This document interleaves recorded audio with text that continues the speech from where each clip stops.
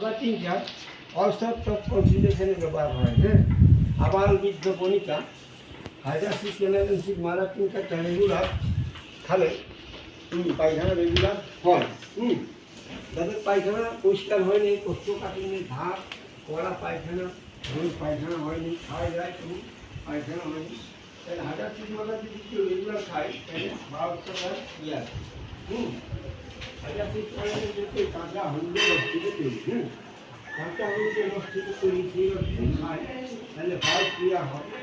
কাঁচা হলুদের রস যদি গায়ে মাখানো হয় তাহলে গায়ের রঙটা সুন্দর। এই জন্য মেয়েরা বিয়ার আগে হলুদ মাখান, কাঁচা হলুদ গায়ের রঙটা ভালো।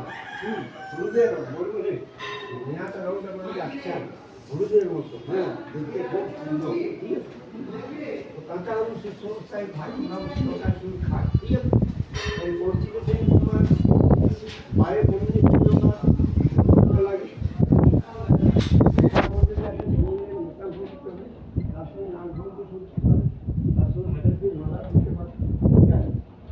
মোটামুটি কনস্টিপেশন ওষুধ আমরা পাই কোষ্ঠবদ্ধতায়। হ্যাঁ, কড়া ধাতের পাইতাম। ঠিক আছে, এবার আরো কোনো হচ্ছে বমি পায়খানা বাচ্চা মাথায় বমি আর পায়খানা।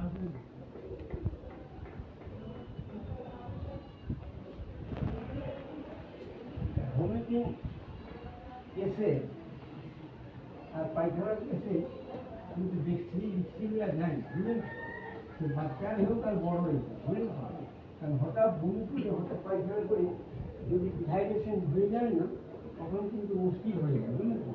সুতরাং এইসব কিছু আপনি সাবধানে ট্রিটমেন্ট করতে হবে। যদি বেশি পায়খানা করে বা বেশি বমি করে, হ্যাঁ, তাহলে কিন্তু সেটা রেফার করে দেবেন যে লোক আপনি দেখা না হসপিটালে ভর্তি করবেন।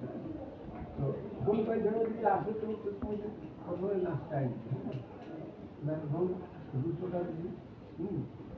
আর ঘন্টা কিন্তু তোমার একটা লোন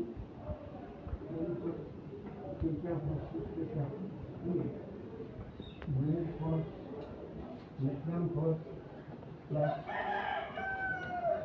হেরাম খরচ আছে, হ্যাঁ, মেয়ের খরচ খরচ আছে, মেন খরচ ম্যাক্সিমাম খরচ ম্যাক্সিমাম হেরাম আছে, কাজ আছে।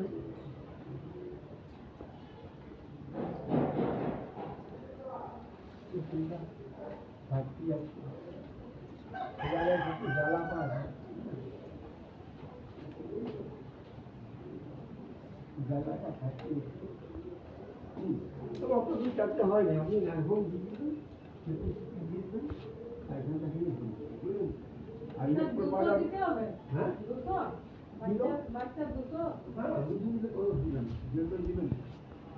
বাচ্চা বড় কোনো অসুবিধা নাই, দিলে মানে কিছু পর্যন্ত দেওয়া যায়, হ্যাঁ, কিছু দেওয়া যায়। আর তারপরে কিন্তু কমন মেডিসিন, হ্যাঁ, তুমি তো ডিফেক্টিভ মেডিসিন যাচ্ছ না।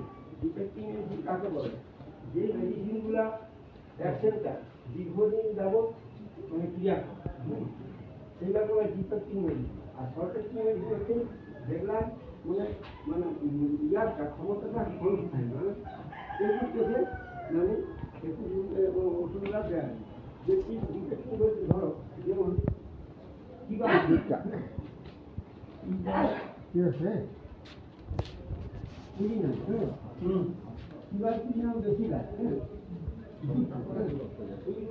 এই ওষুধটা খুব মানে মারাত্মক ওষুধ, হ্যাঁ, টিবি মানে ওই থেকে তৈরি হয়।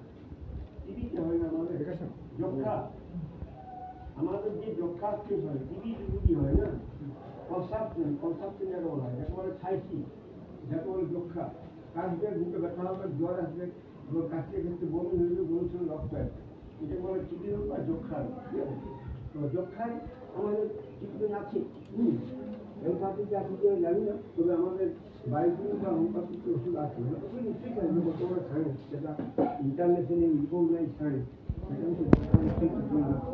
তবে এলোপ্যাথিক হোমিওপ্যাথি বা বায়োকেমিক ওষুধটা মানে ভালো কাজ করে এবং মানে উইদাউট এনি সাইড এফেক্টে কাজ করে। যেমন ফসফরাসটাও টিবি রোগের ক্ষেত্রে কাজ করে। ফসফরাস